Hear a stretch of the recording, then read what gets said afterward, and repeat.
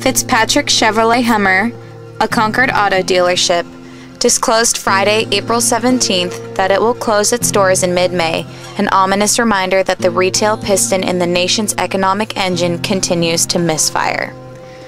The shutdown will idle 51 employees and terminate 61 years of operations, said Dennis FitzPatrick, president of the dealership.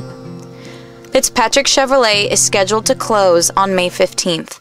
The dealership has been trimming costs and employment in recent months in a quest to remain afloat, FitzPatrick said, but the company's financial condition has eroded so badly that a closure became inevitable recently. George Avalos, Contra Costa Times.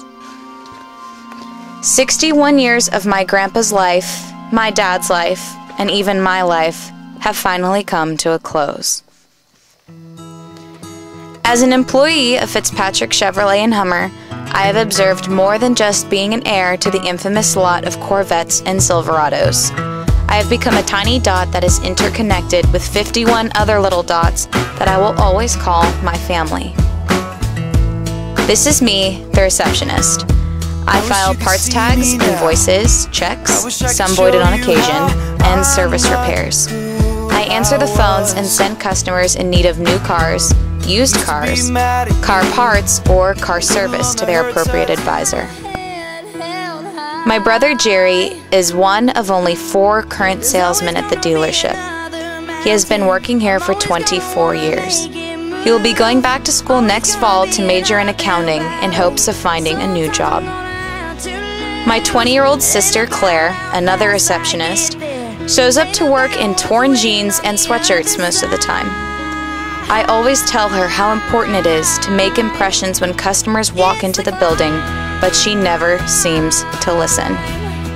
Now that she knows we're closing, she's putting a little bit more effort into her wardrobe. Sort of.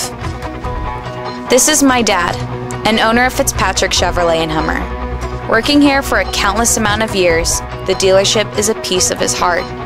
It is probably the hardest thing in the world to see my dad's lifelong dream being destroyed right before our very eyes. Although my blood-related family populates much of the employee list, I consider the managers, salespeople, service advisors, and technicians my best friends and my family.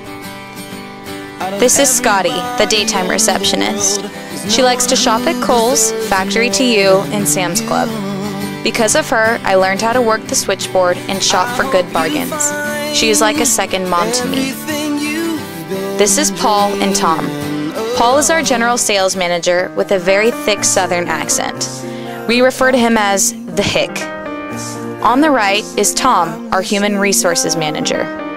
When I can't show up for any reason, he is always ready to have someone cover for me. Jeff works in our detail department. When my siblings and I were younger, we would punch each other in the face, so he helped my mom clean the blood off the seats on multiple occasions. For over 20 years, he has been a part of my family, and for 17 years, he has been a part of my life.